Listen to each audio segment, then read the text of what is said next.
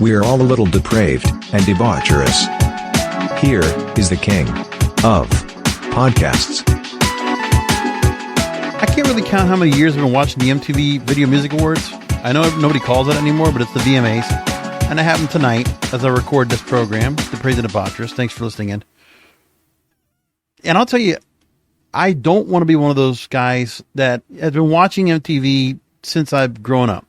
Okay, I remember in 1983 having MTV on my cable and watching it. And until they stopped playing music videos, I watched it a lot. Now, I'm not a fan of the Jersey Shores, no Teen Moms, no ridiculousness. No. And even with the fact that they would still have the Video Music Awards once a year, I'd still watch it. Man, I'll tell you what, a bit of a stretch to try to go and watch through this time. And look, I am not somebody that just listens to older music. I listen to a lot of new music all the time. If you know my Broadcasters podcast, I'm pretty much staying on top of all the music that's going on out there. Pretty consistent about it. And when I look at what they did, okay, look, Taylor Swift, Nicki Minaj, Lil Wayne, a couple newer acts. When you got Peso Pluma that's out there, Ice Spice, they feature some artists that are out there, but there's not much after that. They brought up K-pop artists. They brought up some others that they were able to bring. Olivia Rodrigo performed, okay. That's fine. Cardi B, Megan Thee Stallion did another collab, and they were on, and Doja Cat was out there. So they had a good share of talent, but, I feel like with what we have, they're missing out on something, man. There was just something there. To me, it's like, you could tell that MTV now is the rebelliousness of that network that once was. It's not been there for a while. But you would think that the musicians, these artists would come out here and do something. And I don't know if they just don't care because MTV doesn't matter to their whole set. Like I'm telling you, there's nothing from MTV that will create a bump in their chart numbers. I mean, other than that, nothing. I mean, it's like, I don't know what happened. Like it's flashy. It's interesting. The music I like. For the most part, not so much the K-pop because I'm not really interested in that. It's not a whole lot to listen to, but listen, I feel like you can get a lot more effort and not watching a 4-hour show like the VMAs and trying to get something out of it. And then sometimes when they try to bring some of the older acts back that, you can tell the crowd is not even in touch with, they try to do the 50th anniversary of hip hop the best as they could. And, Grandmaster Flash and the Furious 5 come out and they're like, oh. But the kids knew who NSYNC were. They knew that. And now there's a whole tease they might be coming back. So there were a couple of things that came out of it. One of the things that MTV did was kind of interesting was a POV. So the backstage camera. And they put that all through social media. So you see Taylor Swift getting drunk more by the minute, which is cool. Hey, she's having a good time. She's having the time of her life right now. She's going to have her Eras tour film going to be put out there in theaters next month. She's doing just fine. She's making a lot of money. She's touring and she's enjoying herself. Other than that, MTV doesn't serve the purpose of showing music anymore or even showcasing the Video Music Awards. They're not. Honestly, Billboard should be the ones that should get more of a presence for that or somebody else. But MTV doesn't have the brand anymore for that anymore, does it? The POV was interesting because we saw drunk Taylor Swift, which was cool. Megan Thee Stallion pissed off at one of the NSYNC members out backstage for something. Kind of tells you that, I guess the artists don't have that much fun anymore backstage. And there wasn't much more. And I just thought what MTV does a little bit of the placating for certain artists. They gave Nicki Minaj a lot of time, but that's obviously because she has a new album coming out and they're trying to get her out there and presence going because she needs it. Because when she's had some songs that stream and all this, and she's not going to get a number one hit all the time, but she's trying to get something on this next album to really push across because the last one could have done better. And, you see Doja Cat going to a new era now, going demonic. So she wants to, I didn't understand. I see her performance for Demons, and I see her out there. Okay, she's showing herself as more of a glamorous look, like the say-so version of Doja Cat. But then she has Scarlet, her alter ego, demonic, which is, I guess, supposed to be her. It's like the whole messaging of like, okay, so she's one person that she has to be for corporate and all the artists and and the mainstream of the world, right? Mainstream music. And then she wants to be this side of herself. It's like the first time I think I've seen her since the whole breakdown of her overall, taking her hair out and going bald, and now just going back and, okay, she's putting on wigs again. I don't know. Kind of goes away with what she was trying to do in the first place with what she's doing, but okay. All right. And then, I don't know. I also, that was the debaucherousness, I guess, that I saw of that, or the depravity, right? Honestly, the depravity more than anything was. There was no debauchery. Nothing really overly sexy, unless you count bongos, which is like, okay, another WAP. And I'm like, all right, people want to go after that and, be all interested in that. That's fine. But for me, I'm looking at, why did Diddy get so much time? He gets his son and his daughter out there. He's brought out there as if he's like been the biggest thing since sliced bread. I mean, listen, honestly, I feel like there's a number of his songs. If you go back and listen to them again, they just don't have any kind of, they're disposable. I can't listen to some of his music again. Plus all the stuff that happened to him. I just can't go back to it. And also because of the fact of how many people, honestly, got unalived during the time he was working at Uptown MCA Records or on his own label Bad Boy, and kind of pushing to get him, noticed and people to go ahead and respect him and laud him for a Global Icon Award. Really? I think MTV does a good thing when it comes to the Latin artists. I mean, they did bring out Karol G and Anita and Peso Pluma, which was, that's good.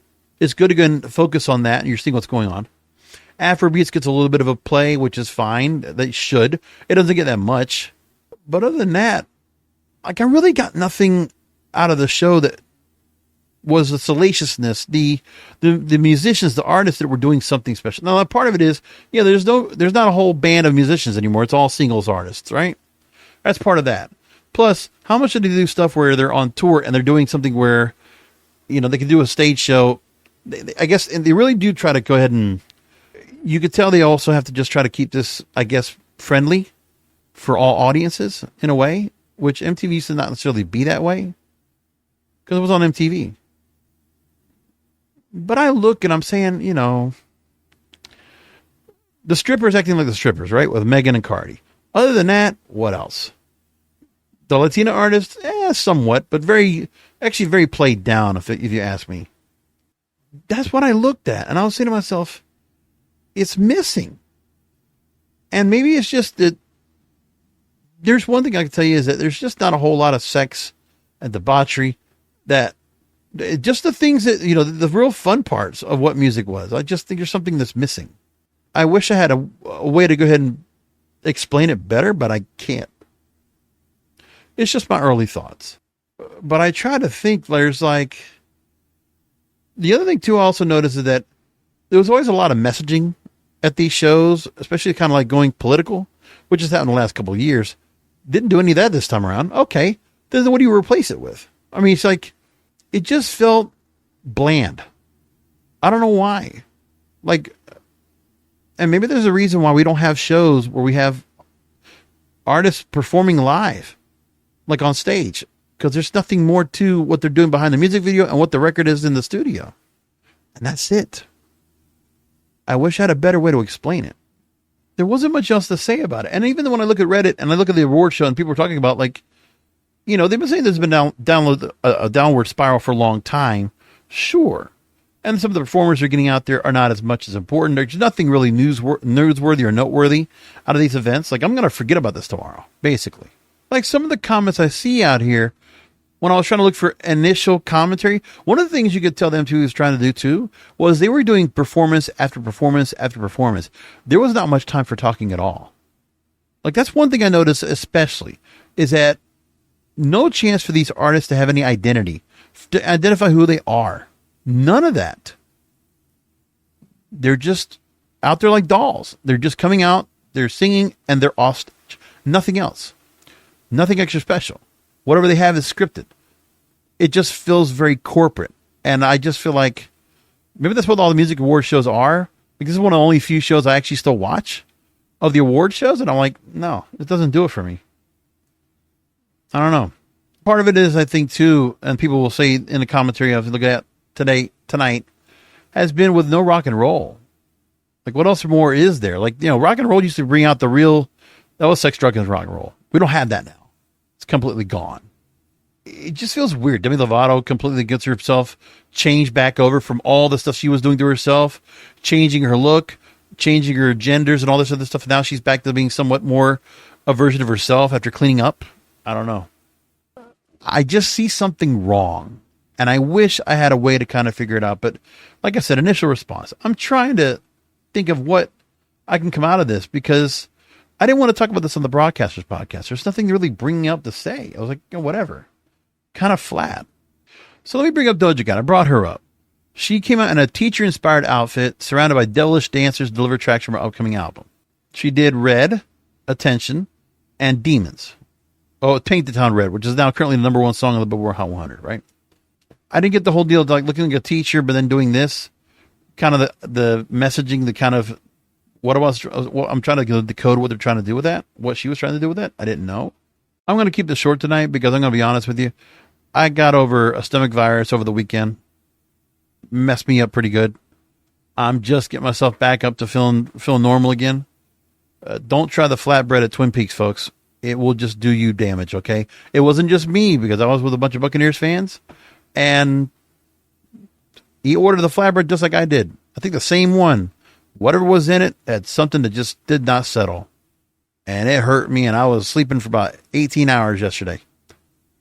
Not to mention sleeping, on Sunday night leading up to tonight. But let's just say I'm still feeling the effects of it right now. 72 hours later. It's horrible. And honestly, there was nothing else I'm going to talk about on the program that was really going to be mattered, unless I was going to go dig up something else I haven't talked about yet.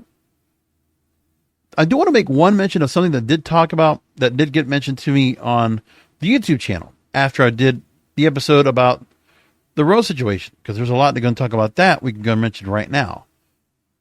Let's make that point clear, and let's go and bring up that. I think that would be good to go and talk about. A follow-up to the Roe Bash situation. Brick Girl, as you might have heard. Because there are a lot of things to be talked about with that story, but let's go ahead and get to this real quick. So, Tony G from Philly wrote and said the following after my episode, Why a Brick is no ration for a Roe rejection. He writes, there is an old adage that says, don't let your mouth sign checks that your ass can't cash. I think that's a lot of modern women that do not understand that there's a physical strength pecking order among men that they are blindly elbowing their way into. I don't condone physical violence, but it exists. So one should conduct oneself to avoid if one wishes to. Avoid it if one wishes. There we go. There's been more, I guess, has been said about that. I really have not paid attention to what's happened since. And there's been more stories talked about it since this all happened. TheRoot.com actually talked about it.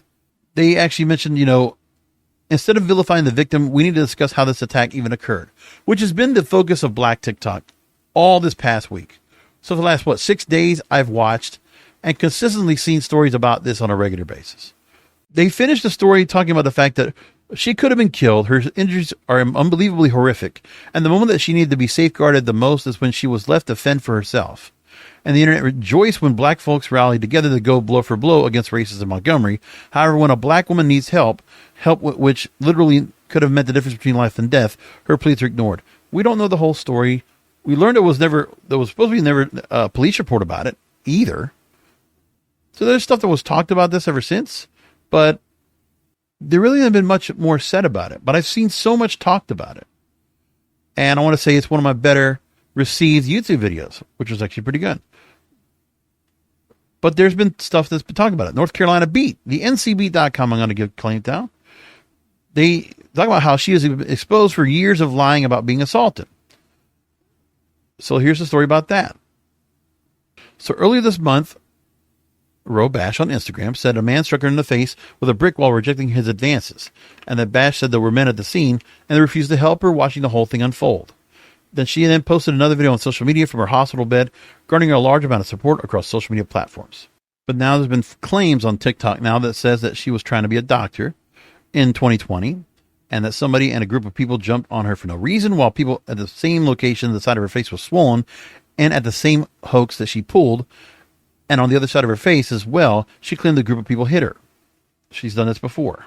And so this TikToker I normally see regularly, I'm going to quickly play what she said and what she learned about Bro Bash, as a matter of fact, exposing about what she's been doing as a pretty much a regular gimmick for a number of years now. Do you guys remember this woman who was hit in the face with a brick? Even though it appears that she's having the same allergic reaction she was having in this video. I think this woman set this entire thing up as a hoax. In fact, actually, I know it was a hoax. Coincidentally, every few years she gets attacked in the face by a random stranger, fails to make a police report, but makes a GoFundMe and garners thousands of dollars. Here was her first one. And her second one in 2020 where she garnered $41,000. And here's the video she used to sucker people into that money. You grew up and they mad because you trying to fucking beat somebody. They mad because you trying to beat somebody. I'm trying to be a doctor and they mad. Look what they did to me. Look what they did to me for no reason. They gonna beat me up. I'm 30 years old, they gonna beat me up. Interesting. So not once, not twice, but 3 times you got beat up by strangers, strange black men, didn't make a police report, but made a GoFundMe. And then conveniently, when the $41,000 is probably run out, now you're back at it again, using black men as these monsters to your fucking scheme. And you guys can question me all you want, but the people who were there, including the club managers, okay, all attested to the fact that this never happened. This woman was never hit in the face with a brick. The club that she was standing outside of, they have security footage 24/7. They released this. And that's how it turns out. So, interesting story. I guess we're finished up with that. But it still got people up and at it. It gave me a good episode to talk about last week. And that's how it's going to close out this week's episode. We're going to leave it there. Like I said, had a rough week. Struggled enough just to try to get my points across on the MTV VMAs, which I wish I had more to talk about. But there's not much to say about it. So if it was a little disappointing I didn't say much about it, sorry. But that's just what happened tonight. What can I say? All right, we're going to leave it there. That's the show for tonight. Thanks for listening in. And maybe MTV, just do me a favor next time, huh? I would really appreciate this. Work on getting something more out of the shows that will get interesting, that the audience can really kind of enjoy. And, how about playing kids in the crowd of adults that you have watching the music on here? Because MTV's always been more of a channel that always, is rebellious, breaks the boundaries.